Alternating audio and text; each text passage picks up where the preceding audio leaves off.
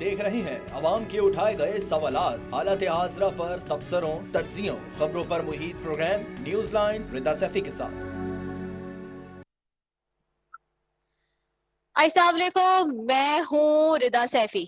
नाजरीन, एक तरफ है सियासी मामलात जिसमें बार बार ये वाजे किया जा रहा है कि नवाज शरीफ साहब वतन वापस आकर ही रहेंगे 21 अक्टूबर को, तो दूसरी जानिब है कुछ सियासी जमातों का इब्हाम इलेक्शन के हवाले से कि क्या वाकई इलेक्शन जनवरी में होंगे, और अगर जनवरी में होंगे तो फिर हालात किस करवट बैठेंगे। लेवल प्लेइंग फील्ड मुकम्मल तौर पर सारी सियासी जमातों को इक्वल और ऑपोजिट मिलेगी। कौन सी सियासी जमात जो है वो इलेक्शन में बैलेट पेपर पे मौजूद होगी और कौन सी नहीं होगी, कहीं ये भी तहफुजात हैं। और इसी किस्म के बहुत सारे सियासी जमातों में तहफुजात नजर आते हैं। तो दूसरी जानिब आपस में अब एक मरतबा फिर लड़ाई झगड़े भी शुरू हो चुके हैं। एक कहता है कि जी आपको कुछ नहीं मिलेगा, सिर्फ और सिर्फ धूल मिलेगी। तो दूसरे कहते हैं कि आपको कुछ नहीं मिलेगा क्योंकि आपने 15 साल की लगातार कारकर्दगी के बाद 15 साल की लगातार हुकूमत होने के बाद कोई कारकर्दगी नहीं दिखाई। इस तरह के जुमले, सियासी जुमले हमें इन दिनों सुनाई दे रहे हैं। चूंकि इलेक्शन की का महीना अनाउंस किया गया इलेक्शन कमीशन की तरफ से, तो ये बातें सियासी शुरू हो चुकी हैं। तो दूसरी जानिब है माशी मामला। जहां माशी मामला है वहीं पे मईशत कदर बेहतर नजर आती है। 1 से 1.5 माह की परफॉर्मेंस में केयरटेकर सेटअप में एस्टेब्लिशमेंट की मदद से ये क्लियर हालात नजर आ रहे हैं कि कहाँ जो डॉलर तगड़ा और रुपया कमजोर नजर आता था, आज उसके मुकाबले में 6 माह की कम तरीन सतह पे जो है वो डॉलर आ गया और जो रुपया है वो तगड़ा हो चुका है, जिसका क्रेडिट एस्टैब्लिशमेंट और केयरटेकर सेटअप ले रहा है। इसके बाद और मजीद मुश्किलात और चैलेंजिंग मुश्किलात नजर आती हैं सियासी जमातों के लिए, क्योंकि हालिया दौर में हमने देखा हमेशा कि जो भी सियासी जमात आई, जो भी सियासी हुकूमत आई, उसने जो माजी की हुकूमत गुजरी सारा मलबा बैड गवर्नेंस का उसके ऊपर डाल दिया और ये कहा कि जी चूंकि माजी की हुकूमत गलत फैसले करके गई है, इसलिए हम माशी जो चैलेंजेस हैं उनको कंट्रोल करने में नाकाम रहे हैं। तो ये बयान है कि अब आगे जो भी सियासी हुकूमत मुंतखब होकर जो सियासी जमात आती है वो बना सकेगी या नए आने वाले दिनों में हालात किस करवट लेंगे। मेरे साथ मौजूद है, सबसे पहले स्टूडियो में मौजूद बैठे हैं जी आगा मसूद साहब हैं, सीनियर सहाफी हैं, तज्जियाकार हैं, कॉलम राइटर हैं। आपको खुश आमदेद कहती हूँ सर। और मेरे साथ मौजूद हैं सीनियर सियासतदान, सीसी के मेंबर, बड़े मोहतबर सेनेटर ताज हैदर साहब पाकिस्तान पीपल्स पार्टी से। उनको भी खुश आमदेद कहती हूँ। बहुत शुक्रिया सर, आपने भी हमें ज्वाइन किया। शुक्रिया बीवी।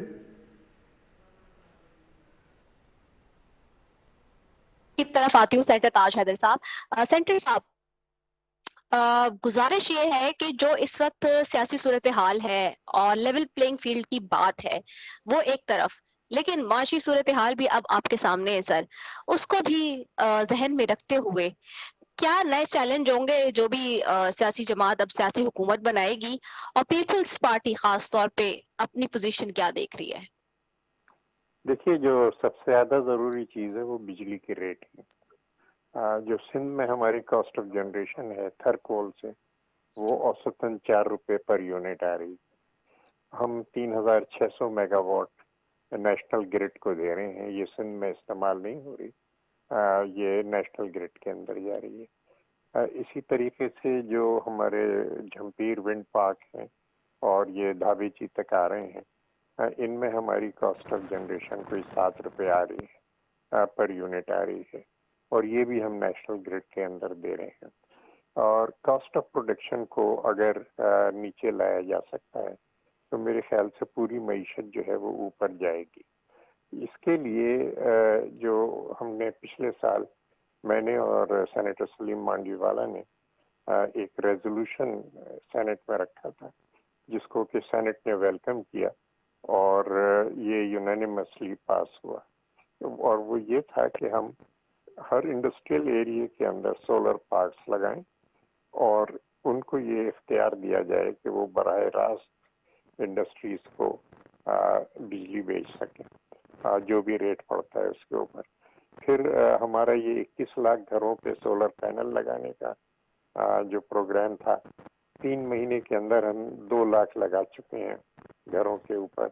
तो उससे वो जो 18 घंटे की लोड शेडिंग है और बिजली के बड़े बिल जो हैं, कम से कम गरीब तबके के लिए वो कम हो जाएंगे। तो ये डोमेस्टिक और इंडस्ट्रियल सेक्टर्स आप इस तरीके से कवर करते हैं, और बिजली को अगर आप नीचे लाते हैं, बिजली की कॉस्ट को, तो फिर मैं नहीं देखता कि हमें इंडस्ट्रियल प्रोडक्शन बढ़ाने में या आवाम को सहूलत पहुंचाने में किसी किस्म की दुश्वारी आएगी। ये जो है बुनियादी चीज़ है। दूसरे ये कि जो हाउसिंग प्रोग्राम्स हैं वो भी हम 20 लाख घर जो बना रहे थे इस फ्लड डिवास्टेशन में, वो 50,000 घरों पर रुकना पड़ा है। लेकिन मेहरबानी की है इलेक्शन कमीशन ने कि वो जो फंड्स रोक लिए गए थे इन दोनों प्रोग्रामों के, घरों पे पैनल्स लगाने के और नए घर बनाने के, वो रिलीज कर दिए गए और वो 50,000 तो घर बन चुके हैं, मजीद हम जो है वो बना रहे हैं, और जो खातून खाना है उसको घर की सनद दे रहे हैं, मालिकी उसकी।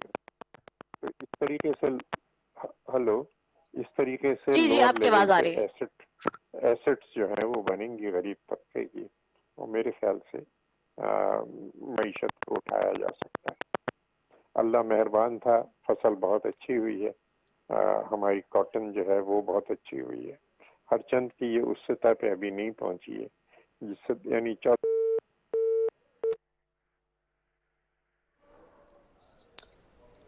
सेंटर ताज हैदर साहब की गलबन आई गेस लाइन ड्रॉप हो गई है, दोबारा हम मिलाते हैं उन्हें कनेक्ट करते हैं। नमीन वाले आगा मसूद साहब की तरफ जाऊंगी। आगा मसूद साहब, एपेक्स कमेटी का एक इजलास हो गया और दूसरा इजलास जो है वो एपेक्स कमेटी का कल तलब कर लिया गया है। कैसे देखते हैं आप ये डॉलर की स्मगलिंग और तारीख वतन के मामले को? देखिए, मैं समझता हूँ कि सबसे पहले तो रिदा आपका बहुत शुक्रिया कि आपने मुझे बुलाया है, लेकिन मैं आपको बताऊँ एपेक्स कमेटी के अंदर बहुत सी चीज़ें डिस्कस हुई हैं, जिसमें अफगानिस्तान और पाकिस्तान के ताल्लुकात भी डिस्कस हुए हैं। जिस तरीके से बाकायदा कहा गया है कि अगर बाज़ ऐसे लोग के जो ज़िम्मेदार हैं और जो अरबाब इख्तियार से ताल्लुक़ रखते हैं, अगर वो भी स्मगलिंग में शामिल हैं तो उनके ख़िलाफ़ भी कार्रवाई की जाएगी। ये मेरा ख्याल है कि ये बहुत अच्छी बात है, लेकिन देखना ये है कोर्ट मार्शल की बातें हो गई हैं एपेक्स कमेटी में। सरफराज बुगटी साहब कह रहे थे जी कि ये तक हुआ है कि आर्मी चीफ ने ये तक कहा है कि हमारे अपने लोग जो मतलब जो तंबी किया उन सारे फौजी अफसरानों को कि जो इन्वॉल्व हैं वो सुधर जाए, अदरवाइज कोर्ट मार्शल होगा। भाई वही बात मैं आपकी खिदमत अर्ज कर रहा हूँ। एक बात कहने का, देखिए वो तो बुगटी साहब तो वजीर हैं, वो तो खुल के जाएं जो भी बात कह सकते हैं, लेकिन हम जो गुफ्तगू करते हैं वो सियाक़ व सबाक़ के हवाले से करते हैं और उसके अंदर एक नरमी होती है। देखिए आप एक तो एग्रेसिव पोस्चर इख्तियार करें, you become aggressive and you से मैं उनकी बात कोट करी थी जी। हाँ, तो मैं ये अर्ज़ कर रहा हूँ कि जो बातें की गई हैं, लेकिन सवाल ये होता है कि इसका इम्प्लीमेंटेशन क्या है। हम एक गुफ्तगू करते हैं, उसमें कहते हैं कि इस तरीके से माशरा सुधर जाएगा, इस तरीके से स्मगलिंग रुक जाएगी, इस तरीके से पाकिस्तान अफगानिस्तान ताल्लुकात बेहतर हो जाएंगे, जिस पर मैं बाद में बात करूँगा। लेकिन मैं अर्ज़ कर रहा हूँ कि इसका इम्प्लीमेंटेशन नहीं होता। बातें तो हो जाती हैं, फिर इसके बाद ये है कि वही कि भाई इस बार लग रहा है कुछ के इम्प्लीमेंटेशन होने वाला है, कोई लग रहा है आपको? नहीं, देखिए मैं आपकी खिदमत करूँ कि मैं कोई I am not a soothsayer, I am not a profit of doom. I can only say that they have actually promised with the people of Pakistan that they will bring about change and they'll apprehend the people actually who are involved in smuggling, with the rest of the people. तो मैं actually ये बात तो मैं समझता हूँ, मैं सिर्फ एक जुमला जो आपकी खिदमत में अर्ज़ कर रहा हूँ कि अगर इम्प्लीमेंटेशन हो जाता है, जो कि हम पाकिस्तान में देखते हैं कि नहीं होता, बहुत सी बड़ी बड़ी गुफ्तगू होती है, बड़ी बड़ी मतलब ये कि बातें होती हैं कि हम ये कर देंगे, गरीबों का लफ्ज़ लेके गरीबों को इस्तेहसाल करते हैं, उनको उम्मीदें दिलाते हैं, फिर उनकी उम्मीदें टूट जाती हैं। तो मैं ये अर्ज़ कर रहा हूँ कि यहाँ पाकिस्तान के अंदर जो सबसे बड़ा मसला ये रहा है कि पॉलिसीज़ पर इम्प्लीमेंटेशन नहीं होता, और अगर होता भी है तो जो हिज़्ब इख्तिलाफ़ होता है, मतलब ये कि जो उनसे इत्तेफाक नहीं करते उस पॉलिसी से, तो वो ऐसे बयानात देते हैं जिससे कि माशरे के अंदर जो है अफरा तफरी पैदा होती है, इंतशार पैदा होता है और दूरी पैदा होती है। तो मैं ये समझ रहा हूँ कि ये एपेक्स कमेटी का जो इजलास अब कल होगा, जो हुआ है, ये दूसरा इजलास होगा कल, तो उसमें अंदर यही बात की जाएगी। लेकिन फिर सवाल ये उठता है कि क्या निगरान हुकूमत जो है ना, ये इस काबिल है कि इसमें इम्प्लीमेंटेशन करा दे। वो तो ख़ुद निगरान हुकूमत ये कहती है कि हमारा सिर्फ एक ही काम है, we have come in power because we want to conduct fair and transparent elections. लेकिन अगर उनसे ये काम कराया जाए तो मैं समझता हूँ कि ठीक है कि ये सब कराया जाए। लेकिन मैं आज भी, मुझे तकरीबन 40 साल हो गए लिखते हुए, 40 साल में सहाफ़त करते हुए, मैं देखता हूँ कि इम्प्लीमेंटेशन अगर हो जाता तो आज पाकिस्तान की ये सूरत हाल नहीं होती। آج جو ہے ہم بڑے بڑے وعدے کرتے ہیں اور پاکستان کے اندر وعدے کیے گئے کہ ہم یہ کر دیں گے، یہ کہیں گے دودھ اور شہد کی نہریں بہا دیں گے اور یہ کہ شیر اور بکری ایک گھاٹ پہ پانی پیے گا جگہ، بلکہ یہ نظر نہیں آتا. آج دیکھیں جس طریقے سے مطلب ورلڈ بینک کی رپورٹ پڑھ لیجئے کس طریقے سے مطلب یہ کہ غربت بڑھ رہی ہے، کس طریقے سے مہنگائی بڑھ رہی ہے. دیکھیے بات یہ ہوتا ہے کہ مینوفیکچرنگ سیکٹر کیا کر رہا ہے آپ کے کارخانے بند ہو گئے، 50% آپ کے کارخانے بند ہو گئے، پھر اس میں سے کتنے کارکن ہیں، ہزاروں لاکھوں کارکن جو ہیں وہ بے روزگار ہو گئے. تو معیشت اس طریقے سے نہیں بڑھتی. صرف معیشت جو ہے بجلی کے کارخانے لگانے سے یا بجلی کی ترسیل جو ہے وہ بھی مطلب یہ کہ ریگولر نہیں ہے. اگر وہ بھی ریگولر ہوتی ہے، آئی پی پی کے سلسلے میں جتنے مطلب آرٹیکل آئے ہیں آپ پڑھ لیجیے کہ کس طریقے سے جو معاہدے ہوئے تھے وہ کس کے اندر اس کے اندر گھپلا ہوا تھا، سب جانتے ہیں.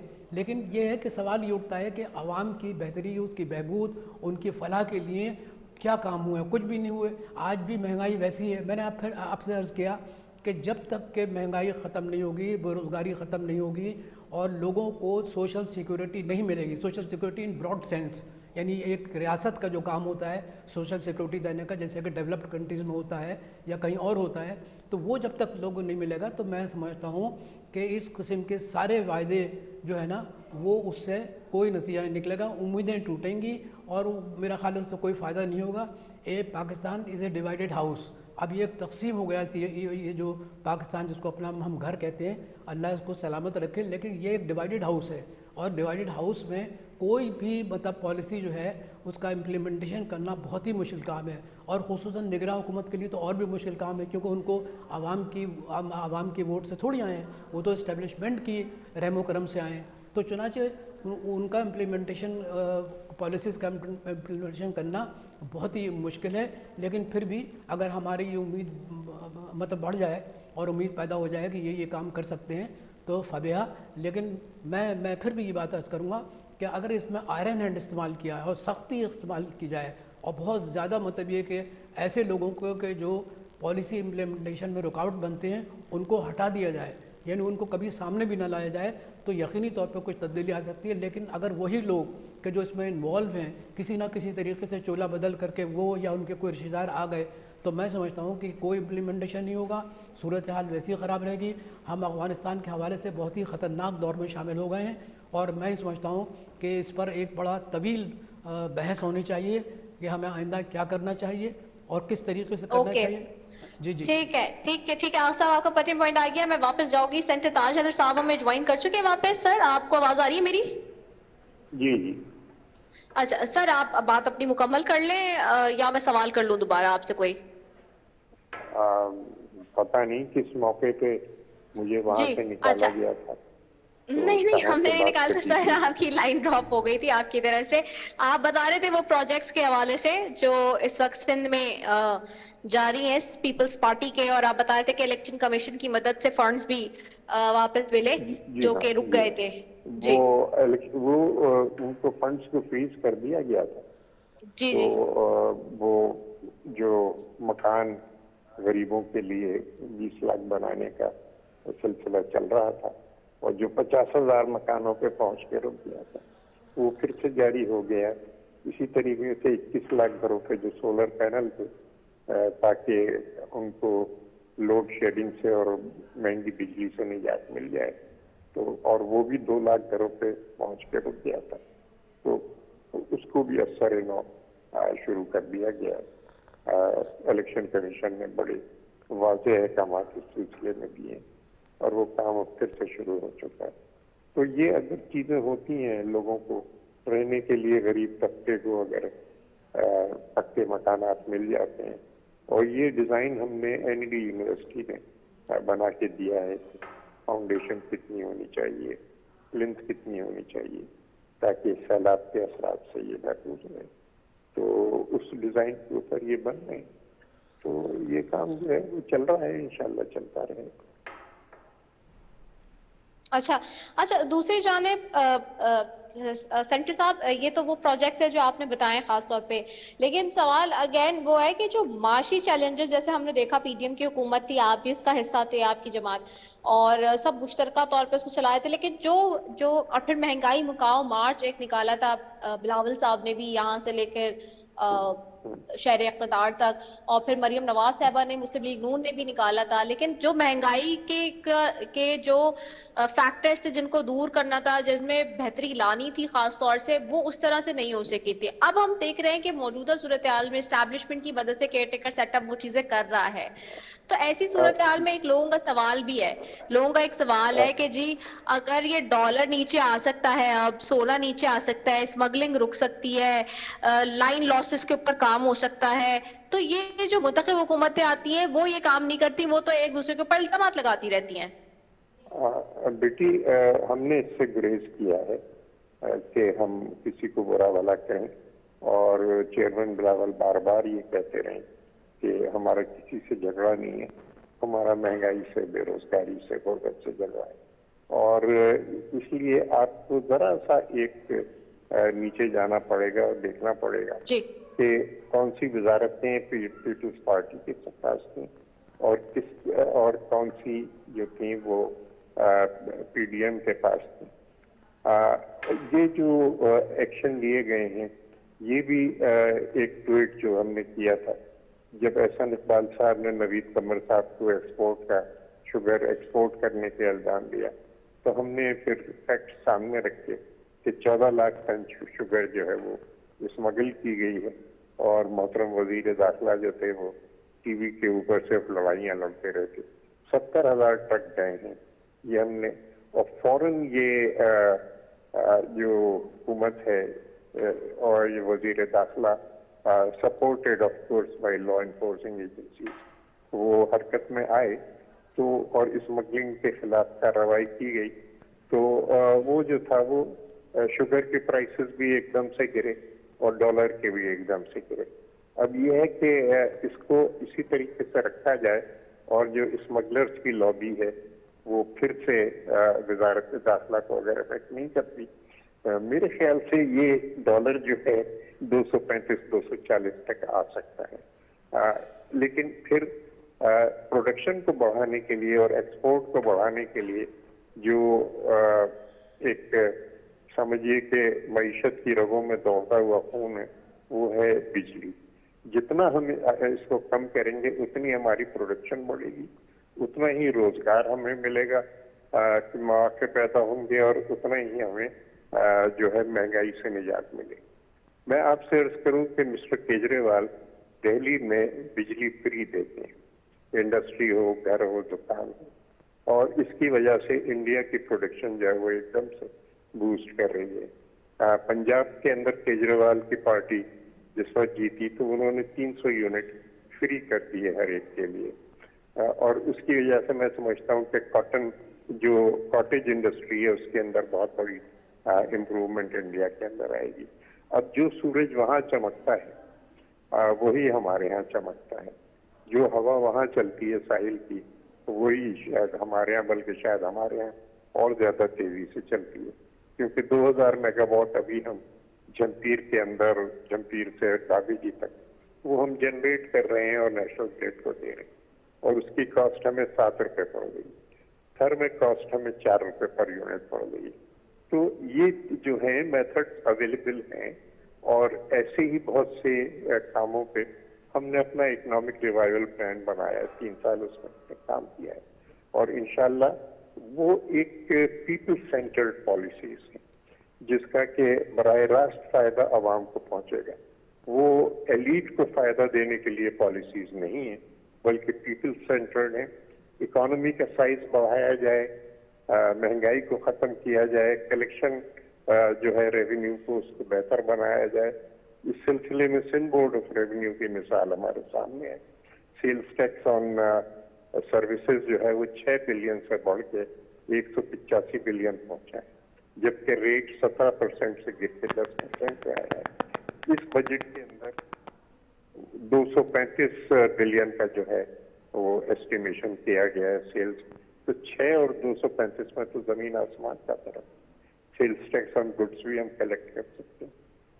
तो मैं नहीं देख रहा कि कोई ऐसी सीरियस प्रॉब्लम है कि जिसके लिए हमें कोई एक्स्ट्रा ऑर्डिनरी काम करना पड़ेगा। दूसरी जो है कि अच्छा कर्जा लेते रहो और इम्पोर्ट करते रहो, वो पॉलिसी नहीं चलेगी, वो फेल हो चुकी है।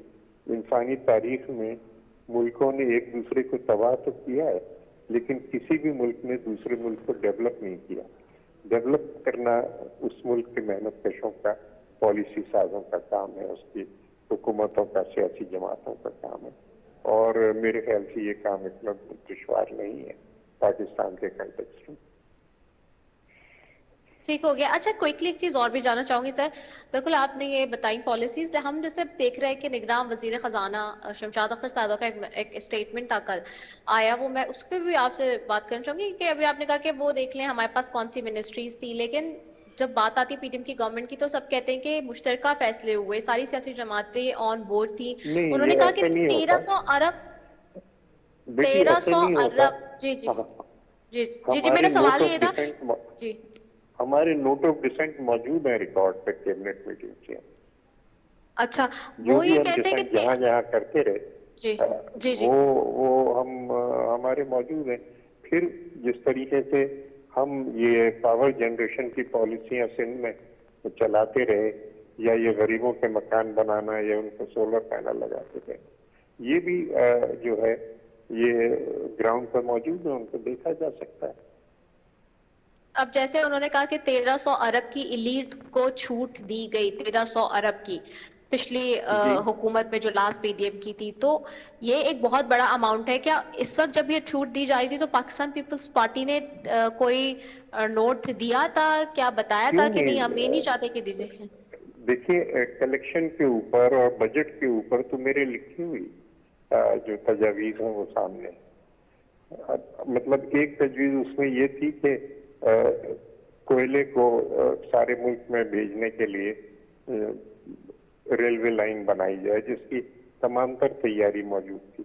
फिर आखिर की मीटिंग में मैंने ये कहा कि जनाब, अगर फेडरल गवर्नमेंट के पास रिसोर्सेज नहीं है तो प्रोविंस बनाएगा। इसहाक डार साहब ने एग्री किया, एहसन इकबाल साहब ने एग्री किया। हफ्ते भर में हमने कोयले का रेट भी दे दिया और कहा कि हम सिंध हुकूमत अपने उससे बनाएगी वसाइल से। ये $37 पर टन हम पाकिस्तान में हर जगह पहुंचाएंगे। थर के अंदर $30 पर टन है, जो इंपोर्ट हो रहा है वो $400 पर टन पे हो रहा है। तो ये जो है बड़ा फर्क पड़ेगा इससे। मैं समझता हूँ कि वो जो काम हमारा है वो ग्राउंड के ऊपर है, वो नजर आ रहा ठीक है, है। ठीक है, बहुत शुक्रिया सेंटर ताज सदर साहब आपका। मैं आगा मसूद साहब आपकी तरफ वापस आऊंगी। सर, आप कैसे देखते हैं 1300 अरब रुपए की छूट दी गई माजी की हुकूमत में, ये शमशाद अख्तर साहबा ने इंकशाफ किया है अपने परसों के स्टेटमेंट में? देखिए, मैं आपकी खिदमत अर्ज़ करूँ कि ये सब शामिल थे। ये बिल्कुल गलत बात है कि ये उससे अलहदा थे, सब शामिल थे। और ये कि ये बाकायदा इनको इकट्ठा करके ये 13 जमातें बनी थीं और इनका बुनियादी काम ये था कि किसी तरीके से तहरीक इंसाफ की हुकूमत को जो है वो ख़त्म किया जाए। और अब तो सारी चीज़ें बाहर के अखबारात लिख रहे हैं कि ये सब कुछ कैसे हुआ, कौन कौन शामिल था। तो मेरे कहने का मकसद ये कि ये बातें जो है ना, ये सिर्फ एक ख्वाब और ख्याल की बातें होती हैं, और हम किसी का नाम लेना वैसे भी नहीं चाहते, क्योंकि हम समझते हैं कि कौन क्या है, कौन क्या कर रहा है, किस तरीके से बात कर रहा है, ये चीज़ें हमारे सामने हैं। लेकिन ये हमारा इशू भी नहीं है। हमारा इशू तो ये है कि किसी तरीके से महंगाई ख़त्म की जाए, किसी तरीके से मुल्क में करप्शन के ख़िलाफ़ ज़ीरो टॉलरेंस होना चाहिए। और दूसरी बात यह कि जो एलीट है वो टैक्स नहीं देता, उसको ख़ुद अभी IMF ने, वर्ल्ड बैंक ने कहा है कि जो एलीट क्लास है इसको मजबूर किया जाए कि ये टैक्स दे। तो हमारे इशू तो ये हैं। हमें नहीं मालूम कि मुस्तक़बिल लॉन्ग टर्म प्लानिंग क्या है। मैं 20 प्लानिंग तो मैं आपको दे सकता हूँ अपने कॉलम में, लेकिन सवाल ये है कि हमें ग्राउंड रियलिटीज़ क्या हैं। ग्राउंड रियलिटीज़ बड़ी भयानक हैं। ये गुर्बत की जो लकीर है, आपको मालूम है कि अभी जो वर्ल्ड बैंक का रिपोर्ट आई उसमें बताया कि 40% पाकिस्तानी जो हैं वो बिलो द पॉवर्टी लाइन है। तो ये जो रिपोर्ट जो है ना, ये पाकिस्तान की नहीं बनी हुई है कि कोई भी पॉलिटिकल पार्टी कहे कि भाई गलत है, बिलो द पॉवर्टी लाइन, ऐसा नहीं है। ये बाकायदा ये मॉनिटरिंग होती है। 40% एक बहुत बड़ा नंबर है जी साहब। मैंने कहा 40% एक बहुत बड़ा नंबर है। मैं बड़ी जिम्मेदारी से, देखिए बात असल ये है कि मैं पढ़कर ये बात और पढ़कर आपके प्रोग्राम में आता हूँ या किसी और प्रोग्राम में जाता हूँ। मैं इसीलिए लोगों के नाम नहीं लेता, मैं सिर्फ एकेडमिक कंटेंट जो मुझे नज़र आते हैं उसकी बुनियाद पर मैं बात कर रहा हूँ, और मैं कह रहा हूँ ये 40% आप पढ़ लीजिए, आप वर्ल्ड बैंक की रिपोर्ट पढ़ लीजिए। तो मैं ये अर्ज़ कर रहा हूँ कि इस तरीके से जो पॉवर्टी बढ़ रही है, जिस तरीके से सोशल एनार्की बढ़ेगी, जिस तरीके से लोगों में इनसिक्योरिटी बढ़ेगी, उसका तो इनको ख्याल ही नहीं है लोगों को कि ये क्या होने वाला है। ये महज ये कि आप एक मुस्तकबिल पर लोगों की उम्मीदें बांध दें कि हम ये करेंगे, हम ये करेंगे। भाई करके बताइए। सबसे बड़ा आपका जो मसला है वो ये है कि आप किस तरीके से मुल्क में करप्शन ख़त्म करेंगे, किस तरीके से गुड गवर्नेंस लेकर आएंगे। आपके यहाँ गवर्नेंस है ही नहीं। आप कराची को तो बना नहीं सके अभी तक। क्या हालत है कराची की? सड़कों की हालत देख लीजिए, गटर के पानी सड़कों पर फैले हुए हैं, लोग नहीं जा सकते, मस्जिदों में नहीं जा सकते, घरों में नहीं जा सकते। ये सारी चीज़ें नज़र आ रही हैं। अच्छा चलिए हमारी बात तो गलत समझ लीजिए आप, लेकिन जो बाहर के लोग आके मॉनिटरिंग कर रहे हैं ना, वो भी तो लिख रहे हैं ना, वो भी तो सोच रहे हैं, वो भी तो सहाफ़ियों से बात करते हैं, मिलते हैं। तो मैं ये समझ रहा हूँ कि हमारा ये जो डिवाइडेड हाउस है, जो हाउस तकसीम हो चुका है और जो एक दूसरे से मिलाप करने के लिए तैयार नहीं है, अगर ये तैयार नहीं होंगे तो मैं आपको ये बात बता दूं, ये कोई रॉकेट साइंस नहीं है। पाकिस्तान इस तरीके से तरक्की नहीं कर सकता, और ना ही आवाम जो है गुर्बत की लकीर से ऊपर उठेंगे। और जिस तरीके से आपके मुल्क में कारखाने बंद हो रहे हैं, इस तरीके से ये कारखाने अगर मज़ीद बंद हुए तो ना तो आप एक्सपोर्ट कर सकेंगे और ना ही इंपोर्ट कर सकेंगे। तो आपको सोचना चाहिए, मेरा ख्याल है कि जो निगरान हुकूमत है उसके पास तो कोई इख्तियारात नहीं है, लेकिन निगरान हुकूमत के पीछे जो लोग हैं उनको ये सोचना चाहिए कि ये जो डिवाइडेड हाउस है इसको कम से कम ये कि मज़ीद डिवाइड ना करें, इसको करीब लेकर आए। डिवाइड हाउस को मजीद डिवाइड ना करें, तो करीब लाए। आप ही की बात को आगे बढ़ाते हुए डॉक्टर सदर अब्बासी साहब ने भी ज्वाइन किया है जीटीए से, उनको भी शामिलियत कह लेते हैं और हिस्सा बनाते हैं अपनी डिस्कशन का। सेंटर ताज हैदर साहब इससे पहले मौजूद थे, उनका शुक्रिया। डॉक्टर सदर भाई साहब आपकी तरफ आऊंगी, आपको आवाज आ रही है मेरी? जी डॉक्टर सफदर अब्बासी साहब, जी अच्छा डॉक्टर सफदर अब्बासी साहब, सबसे पहले तो मैं जानना चाहूंगी कि ये जो इस वक्त आप लोगों के एक मुश्तरका फैसले, जलसे, बैठकें हो रही है सिंध के अंदर, खास तौर पे हम देख रहे हैं, अभी कराची की बात आगा मसूद साहब कर रहे थे, सिंध की हमेशा बात की जाती है। 3 लगातार अनइंटरप्टेड अदवार मिले एक सियासी जमात को, और अभी उसके रिप्रेजेंटेटिव सेंटर ताज हैदर साहब अब से कुछ देर पहले मौजूद भी थे, बहुत सारी बातें भी कर रहे थे। लेकिन सिंध में जो हालात हैं, और वो पिछले दिनों शायद रहमानी साहब मेरे प्रोग्राम में थी तो कही थी कि जी मरोड़ उठ जाती है सिंध के ऊपर, आप लोग बात करने लग जाते हैं आप लोग के पेट में। लेकिन मरोड़ उठती है, क्यों नहीं उठेगी? क्योंकि जाहिर सी बात है 3 दफा एक सियासी जमात यहाँ पे रही है, और उसके बावजूद भी जो हालात हम देखते हैं तो हमें सवाल उठाना पड़ता है कि जो हालात इंटीरियर का है, खासतौर पे कराची तो का तो हुआ ही हुआ जो अशर, लेकिन जो इंटीरियर का भी हालात हैं जिनको आप लोग बेहतर तरीके से जानते हैं। लेकिन क्या इस दफा अब कुछ उसमें तब्दीली होगी सियासी मंजरनामे पे, सियासी स्केल पे? क्या आप लोग इस दफा कुछ कर सकेंगे हमेशा की तरह, या फिर बस ये बैठकें, ये प्लानिंग्स और ये चीजें होंगी और फिर एंड हम वही देखेंगे कि जी पीपल्स पार्टी जीत गई और क्लीन स्वीप हो गया? भी एक यकीनन ये पहली बात तो आगा साहब आपके साथ बैठे हैं, मेरी तरफ से उनको सलाम पहुंचा दें मेरा। मेरे इंतहाई जो ना शफीक बड़े भाई हैं और मैं उनकी इंतहाई एहतराम करता हूँ, और अभी मैं उनका तजिया भी साथ सुन रहा था और यकीनन जो है ना वो बिल्कुल सही फरमा रहे थे। अपने तमाम तकदीर में उन्होंने चीज़ों को जो है ना वाज़े करने की कोशिश की कि इस वक्त क्या पाकिस्तानी मसाइल हैं। देखें जी, बात जहाँ तक सवाल है जो ये हालिया जो है ना जो बैठक जिसके बारे में काफ़ी सारा जो है ना पूरे पाकिस्तान के अंदर डिबेट हो रही है, मुख्तलिफ चैनल्स की भी डिबेट हो रही है, मैं इसके तनाजुर में सिर्फ पीछे जाऊँ और कई दफ़ा मेरी आपसे भी बात हुई है, तो एक इसमें जाए बगैर कि यकीनन 2008 का इलेक्शन जो था पाकिस्तान पीपल्स पार्टी का, वो मोहतरमा बेनज़ीर भुट्टो साहबा की शहादत का वोट था और वो मिला, और वो आई थिंक किसी ने भी क्रच नहीं किया। वो यकीनन जो है ना एक मोहतरमा बेनज़ीर भुट्टो साहबा की लंबी काविश हो, उसके बाद उनकी शहादत का वोट था जो पार्टी को मिला। लेकिन 2013 और 2018 में पार्टी जो है वो पूरे पाकिस्तान से वाइप आउट हो गई, आके सिर्फ सिंध के 8 या 10 अजला तक वो महदूद होकर रह गई। तो मैं समझता हूँ कि इस सारे अमल के अंदर हमें ये जरूर देखना पड़ेगा कि जी 2013 का या 2018 का मैंडेट था, जहाँ पे ये कहा जाता है कि जी ऊपर सारा जाली मैंडेट था, तो फिर नीचे कौन सा कोई जो है ना कोई जीत वाला मैंडेट था, नीचे भी फिर जो है ना जाली मैंडेट था। تو اس سارے عمل کے اندر بنیادی طور پہ ایک چیز آ گئی تھی پچھلے کئی عرصے سے، خاص طور پہ جب جو حکومت تھی پاکستان پیپلز پارٹی کی، تو یہ کہا جا رہا تھا کہ جی کوئی مقابلہ نہیں، زرداری صاحب جو ہے نا پھر منور کریں گے، پھر منور کر کے جیت جائیں گے، ایک یک طرفہ ایک ٹریفک چل رہا ہے. تو ہم نے کم از منور کم تب یہ تک ضرور ہوتا کوشش رہے گا کی ہے. صدر صاحب، یہی سوال ہے. جی جی نہیں، میں وہی کہہ رہا ہوں نا جی، کہ ہم نے کم از کم یہ کوشش کی ہے کہ وہ جو ایک تاثر تھا کہ جی کوئی مقابلہ نہیں اور ون سائیڈڈ افیئر ہے، ہم نے اس کے اندر جو ہے نا کم از کم جو ہے نا یہ سارے کے سارا جو اس وقت جو ہے نا اتحاد بنایا. پہلے گرینڈ ڈیموکریٹک الائنس کو ہم نے منظم کیا، وہ ایک ایسے الائنس جو سندھ میں کبھی بھی نہیں پہلے ایک الیکشن سے دوسری الیکشن تک چلتے تھے. ہم گرینڈ ڈیموکریٹک الائنس کو جو ہے نا دوسری الیکشن تک لے کر آئے، اور پارٹیوں نے خاص طور پہ کانفرنس جماعتوں میں اس میں شمولیت اختیار کی. اس کے بعد ہم نے پھر جو باقی دیگر جماعتیں ان سے ہم نے بات چیت شروع کی، جس میں جمعیت علماء اسلام شامل تھی.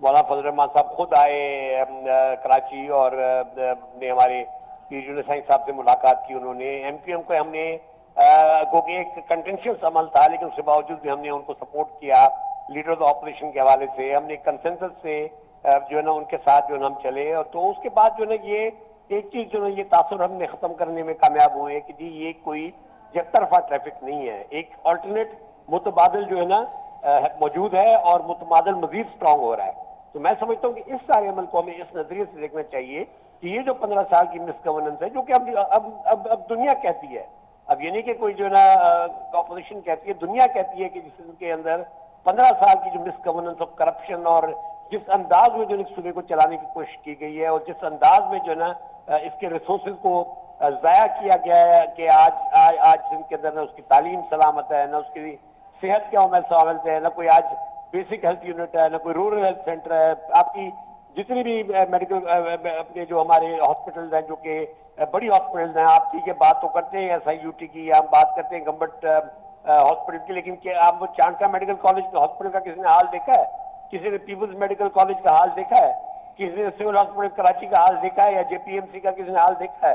اور آپ کے جو انٹیریئر سندھ کے اندر آپ کے رورل سینٹرز، آپ کے بیسک ہیلتھ یونٹ، آپ کے 19,000 اسکول اس وقت بند پڑے. آپ کے جی کوئی ایک مونیومنٹل چیز نہیں ہے حکومت کی طرف سے 15 سال کے اندر پیپلز پارٹی کی طرف سے جو ہم کہہ سکے کہ جی یہ ہماری نشانی ہے، یہ ہم نے سندھ کے عوام کو دیا ہے. ہم یہ پنجاب کے اندر یا باقی پاکستان کے اندر ہم موٹر ویز کی تو بات کر سکتے ہیں، ہم اور بہت سی چیزوں کی بات کر سکتے ہیں، لیکن سندھ کے اندر آج بھی اگر آپ دیکھیں تو کوئی 15 سال کے اندر کوئی مونومنٹل چیز نہیں بن سکی جس کو ہم کہہ سکیں اپریشیٹ کر سکیں یہ سندھ کا نشان ہے. اور یہ اس بنیاد کے اوپر جو ہے نا ان کو دوبارہ ووٹ دینے چاہیے. تو میں سمجھتا ہوں کہ یہ جو ایک متبادل ہم نے کریٹ کرنے کی کوشش کی، انشاءاللہ تعالیٰ یہ میں آپ کو یقین دلاتا ہوں کہ یہ مضبوط سے مضبوط تر ہوتا چلا جائے گا. آگے آپ ہماری جب جیسے جیسے ایکٹیویٹی بڑھے گی آپ کو نظر آئے گا کہ یہ جو ہے نا اتحاد مضبوط ہو رہا ہے اور ایک متبادل انشاءاللہ تعالیٰ ہم کریٹ کر کے دیں گے تاکہ سندھ کے عوام کو متبادل ملے کہ جی اگر آپ سمجھتے ہیں کہ جی پچھلی مس گورننس تھی یا کرپشن تھی تو یہ متبادل ہے جس کو آپ کو ووٹ دینا چاہیے. ٹھیک ہو گیا. مجاہد صاحب آپ کی طرف آؤں گی. مجاہد صاحب نے بھی جوائن کیا ہے. مجاہد صاحب آواز آ رہی ہے آپ کو؟ مجاہد صاحب بہت شکریہ. مجاہد صاحب ایپیکس کمیٹی کا اجلاس ہوا کل بھی اور کل ہونے بھی والا ہے سندھ کا. جو یہ اس وقت سٹیپس لیے جا رہے ہیں، جو میجرز لیے جا رہے ہیں، جس میں اب یہاں تک ہو گیا کہ سرفراز بگٹی صاحب کا میں نے اسٹیٹمنٹ ایک کوٹ کیا تھا، آغا مسعود صاحب بھی موجود ہیں ان کے سامنے بھی شروع میں، کہ وہ یہ کہہ رہے تھے کہ جی چیف کہتے ہیں کہ اگر ہمارے لوگ بھی ملوث ہیں تو ان کے خلاف کورٹ مارشل ہوگا، وہ سدھر جائیں. یہ اسٹیٹمنٹ بہت بڑا جو کل سے سارے ٹی وی چینل آپ کی نگاہ سے بھی گزرا ہوگا، آپ کیسے دیکھ رہے ہیں اور ان فیصلوں کو اور اتنے مدبر فیصلوں کو کیسے دیکھ رہے ہیں اب؟ ایک بات تو حد تک صحیح ہے کہ میں پڑھ رہا تھا کہ بریگیڈیئر تھے صاحب، ان کے خلاف ایک مقدمہ چلا، ان کی بیوی نے ریٹ کی ہے اور بھی ہمیں یہ چلا ہے. یہ تو بات اچھی ہے، برائے اچھی لگتی ہے بھی، لیکن یہ پریکٹیکبل نہیں ہے کیونکہ سوری ٹو سے ججز اور جنرل بدقسمتی سے ان کو وہ پریولیج حاصل ہیں جو آپ آدمی کو نہیں دیتے.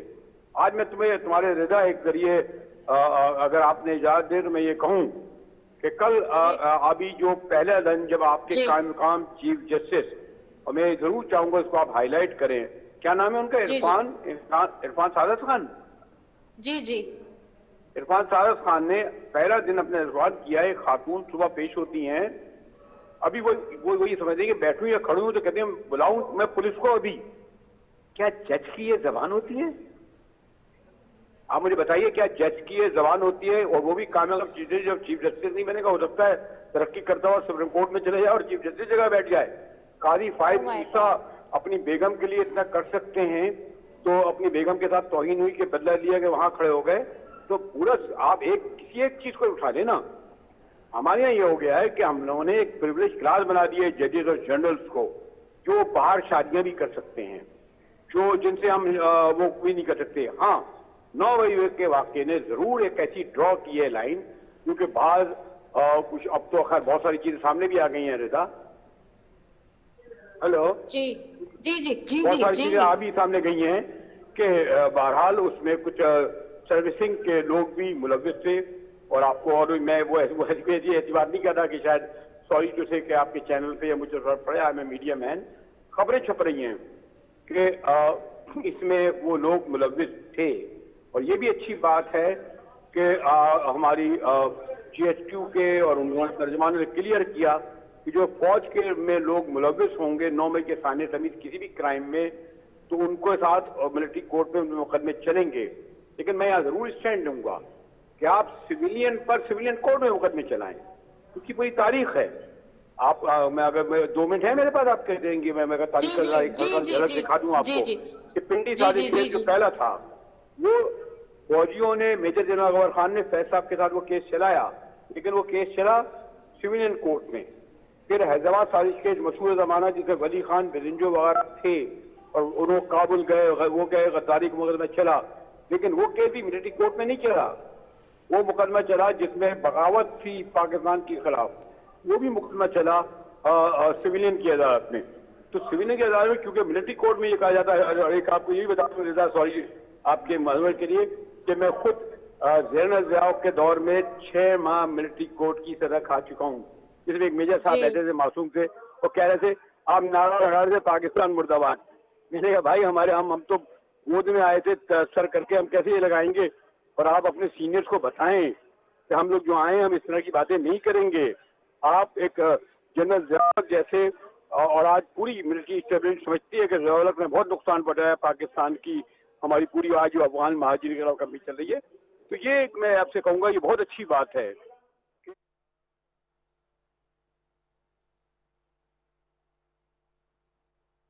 जी